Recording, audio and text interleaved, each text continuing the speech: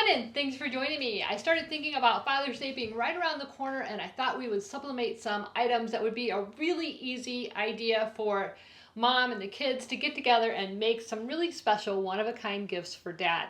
But these gifts could be made for just about anything. They could be birthdays, they could be stocking stuffers, they could be Easter baskets, they could be for just about anything. They're just some fun little gifts. So the first thing we're going to be doing are these car coasters. I'm going to make a car coaster. We're going to do the bottle opener keychain. And we're going to be doing this simple little bookmark. These are all, again, very easy to do gifts. I'm going to make these for my son, actually. But with Father's Day right around the corner, I thought these would be great for dad. So I've already printed out my designs using my Sawgrass SG500. I really love this printer. It's my #1 recommended printer for sublimation printing. The reason being is that it will last you. A lot of the converted printers from another brand often dry up if they aren't used all the time. The Sawgrass is not going to do that. It's going to last and last and last. So I use Canva to print my designs. Now I'll put the instructions for Canva and how I did this at the end of the video. But for those of you that use another program or already know how to use your software to make your images for your different items, I'm just going to skip past that for now. But again, if you want to see how to use Canva, I will link this setup in the end of the video. So I've already printed that. The first thing we're going to do, as always, is use a lint-free cloth, some alcohol. I have denatured alcohol, but you can use rubbing alcohol, whatever works for you. Doesn't make any difference. And we're going to clean our images. So I like to just spray a little bit of denatured alcohol on my rag, and then I'm just going to take my coaster and wipe it off. This just removes any lint, oils, fingerprints, lotions, anything from your design that might get in the way. On the keychain, it's going to come in 2 different pieces. So this is the keychain, and this is the little piece that you're going to sublimate. This little piece that you're going to sublimate has a clear plastic cover on it. You need to make sure that you remove that clear piece of cover, and then that should be relatively clean as long as you don't remove it until you're ready to use it. But I'm going to go ahead and just wipe it off just in case I got my fingerprints on it. And then these, I was sure had a clear plastic on it, but I can't find it. So we're going to try it. If it does have the clear plastic, we'll find out as soon as we put it under that heat. But I couldn't get one off of it, so I don't think this has it on there. All of these are from previous trend boxes, by the way, from JP Plus. So I will link that in the description below, as well as a coupon code 9P SR5. You can use that on any item at Johnson Plastics Plus. All right, so I've got my images. I just cut this one apart. These two are going to sublimate at about the same time. This is the bookmark and the keychain. The coaster is going to take a little bit longer, so I have cut that one out separately. I have made a guideline just to help me line things up, and I'll show you that when I show you the Canva portion of the video. So I need to decide, do I want the image to go from this side up, or do I want it to go from this side down? Let's see. We're going to cut the M out partially because of that, but I think I'm going to go this direction. So you want to put it face down. Again, make sure that you're checking your projects to be sure that that plastic is removed. I'm going to use some heat transfer tape to adhere these to my paper. So once I've got that lined up, and again, this is why I like to put those outlines.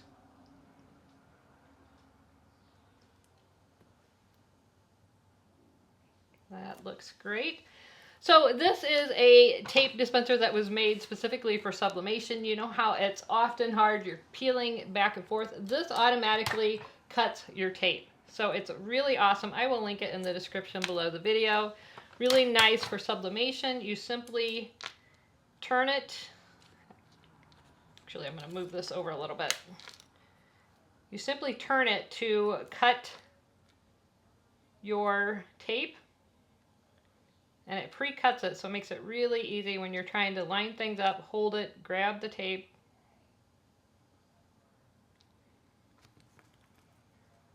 All right, that looks good. Again, you just turn it like this, and it feeds the tape. So you can see I've got, this is the Cricut tape, this is the artistry tape, this is from Amazon. I will link all of them in the description below. They're all different widths, different lengths. So I like to have different tape for different projects. So I'm just going to tape that one down.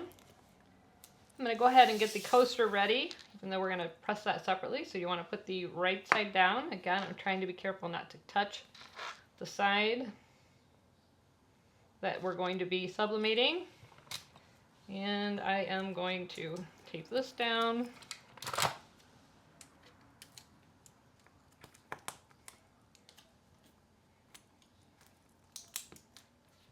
All right, so now that we know that's not going to move, they're nicely secured. Might put one more piece up here. Let's move over to the heat press. All right, so over here at the heat press, the first thing we're going to be pressing is the bookmark and the keychain. I have the press set at 360 degrees for 45 seconds. The first thing I'm going to do is put a piece of butcher paper down just to protect the bottom of my press. I'm going to lay this down. I'm going to tighten my pressure a little bit because this is really thin. And we're just going to cover that with another piece of butcher paper so that we don't get any ink on that top platen. We're going to make sure everything is set. We're going to press this for 45 seconds, 360 degrees. I do have a heat glove here just in case we want to pull that off pretty quickly, but it is going to be very hot. So you want to either have something to set it on or pull it off really quickly using a glove. I just grabbed one of my pressing pillows. When I take it out, I'm going to go ahead and set it on that. We're counting down. We've got about 5 seconds left. We're going to lift that up. I'm going to remove my butcher paper. And we're just going to let this set on the heat pad while we get ready to press the coaster. Now I do need to adjust a couple of things before we do the coaster. So first thing I'm going to do is adjust my pressure. I'm going to take a blank coaster and just see if I can shut it. I cannot, so I'm going to need to back off my pressure a little bit. It's a simple twist of the knob. That should be sufficient. So I can remove that. Now I've got my butcher paper down. I am going to put the coaster in. So I adjusted the time to 240 seconds for the time, and the temperature I'm going to leave at 360. So we're going to do 240 seconds at 360. I'm going to put the coaster, I'm going to turn it over so the paper is the side up. You want the heat on the side that you're sublimating. So 240 seconds on the side that we're sublimating. I'm going to grab this piece of butcher paper, put it on the top, and 240 seconds, and I'll be right back. All right, we've got about 5 seconds left on our coaster. Here we go. By the way, this is my heat press from Heat Press Nation. I love it because of this pull-out drawer. It's very easy to get your items off and on without worry of burning. So let's take scoot this onto my hot pad. And I'll bring this over to our desk. So here we are back at the desk. This was my test coaster that's cooled off. Again, you want to wear some heat resistant gloves. I like these because they're not overly bulky. Some of them are real bulky and it's hard to actually use them. So this is nice. I will link these in the description below if you're interested. So here is the bookmark first. Very cool. I'll show you how that works. Get our tape off. So this is a Father's Day book. This would be really cute to put on a favorite poem page. Just like that. Super cute, really easy to use. So we've got that one. Now we've got the keychain. So let's take this off. And perfect. So on the keychain, it's going to come, this is a bottle opener keychain, you can see.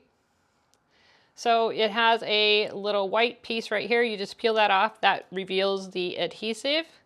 And then you can put this on. Let's see, do I want it to go up or do I want it to go down? I think I'm going to go this way. And you just simply place that into place. And there we have the keychain. A lot of fun. And let's see how our coaster did. This is probably still pretty hot. That's not, well, it is a little bit warm. Let's go ahead and put the glove on just to be sure.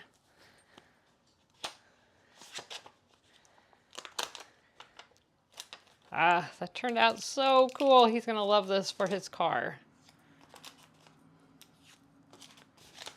So there you have it. 3 very easy to do gift ideas for him. Actually, you could do them for anybody. It doesn't have to be for him. But sometimes it's hard to come up with those gifts for the men in our lives or the gentlemen in our lives that are small little token gifts. So I hope you guys enjoyed this idea. I think these turned out so cute. There's our car coaster. There's our key ring. And our bookmark. And again, I couldn't find any plastic on this, and once I pressed it, it did not have any plastic on it. So you need to check whenever you have these flat aluminum items, almost always have plastic on them. So I was kind of surprised these didn't, but it keeps them from getting scratched and stuff, which could affect your press. For those of you who want to see how to set up the images in Canva, I'm going to show you that right now. So for those of you who want to know how to use Canva to create your designs, the first thing we're going to do is go to canva.com, that's canva.com, canva.com, and we're going to click on Create Design. I'm going to choose custom size just because I find it easiest to start, and I put it at 8.5 by 11 because I'm going to print on 8.5 by 11 paper. If you're going to print on a larger size paper, you want to start with that size as your template. So I'm just going to choose 8.5 by 11. All right, the first thing I'm going to do is this coaster. So I measured this. This is 2.5 inch circle. So what I'm going to do is go over here to Elements. I'm going to go to Lines and Shapes, click See All, and I'm going to choose this circle first. Once I choose that circle, it's pink. I'm going to leave it pink for now. I'm going to grab one of the corners and I'm going to resize it to just over 2.5. So I'm going to make it 2.6. So that is my template for the coaster. Now what I want to do is go over here to the Shapes and Elements that is still open, and I'm going to grab this ring. And I'm going to size this so that it's slightly larger, but giving me enough to have a ring around. The reason I like this ring is that's going to provide me the template for my image. So this ring is, let's see, it's at 3.3. So right now I'm going to select both of these. I'm going to go to Position, and I'm going to tell it to center it in the vertically and horizontally. So those two are all set up to go. So that's my coaster. The next one I'm going to do is the keychain, and the template for that was 1/2 inch by 2 inches. So I'm going to do the exact same thing. This time I'm going to grab a square, and I found that you need to do this measurement first. So I'm going to make that so it is, actually, I'm wrong. You need to do the length first. So I'm going to make this so that it is the length was, let me double check again, 2 inches. So I'm going to go slightly bigger. I'm going to go 2.2. And then the height is 1/2 inch. So I want to go just over 0.5. So let's go 0.6. So that's my template for the keychain. And again, I'm just going to grab this empty frame over here and just make it slightly bigger. And all this is going to do is help me to create a ring around it so that once I turn this image white, I can still kind of center it and be able to have some kind of guide as to where my image is. Because once you put your template on it, you can't see it.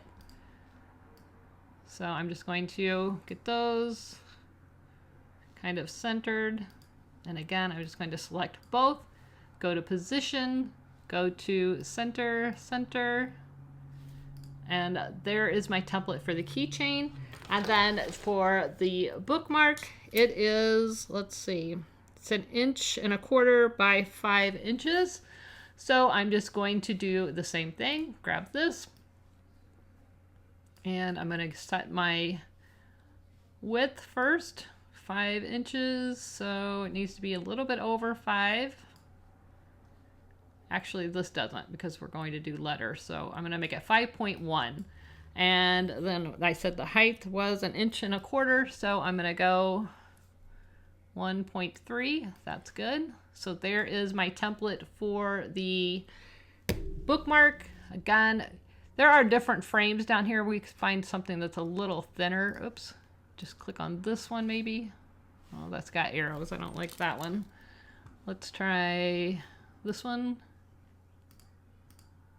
There we go. There's just a thin frame. It doesn't have to be exactly, it really doesn't even matter what it looks like, but just for the sake of ink and the sake of the size, you just want some kind of thin frame. And again, this is purely just to help you line it up. All right, so now that we've got that, what I want to do is grab my images. So I'm going to go to Uploads, and if your image isn't already uploaded, which mine is, you're going to click Upload Media. You're going to navigate to where it is. I'm just going to go on my desktop, and where is my, here it is, Mustang. Hit OK. I'm just going to click on it, and here is my image. So this is the one that I put on the coaster, so I'm just going to resize it to fit inside that coaster. Now, if we leave this coaster as pink, it's going to show up pink when it prints, right? So I'm going to grab this. I'm going to grab this circle. I'm going to probably have to move it. Go back to this. Now I'm going to make it white. Just going to click up here on this color chip, change it to white. Now I'm going to select this and that and that. I'm going to select everything. I'm going to go to position, and again I'm going to tell it to center it, and now everything's in center. You can't see that white circle, but it's still there, but this pink one's going to give us the guideline, and that's all I did for all of these. So the other one I chose was this, and I did the same thing. I'm going to move this frame out of the way. I'm going to center this on here, make it small so it'll fit on that keychain. Just like that. That looks good. I'm going to grab the square, make it white. Put my frame back over it. Select all of them just by clicking and dragging. Click position, center, center. Oops, I don't want that one. Command Z. There we go. So same thing over and over.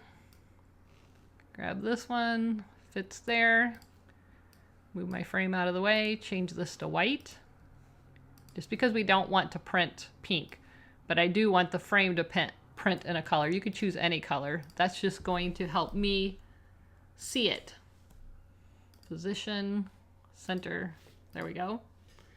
And that's it. So then all you do is go to share and download. I want a transparent background. Download, and then you're going to print in the normal way that you print to your printer, whether it is a converted printer or a Sawgrass. For the Sawgrass, I just drag and drop that into the Sawgrass Smart folder and go through the printing process. So that's it. That's how you use Canva.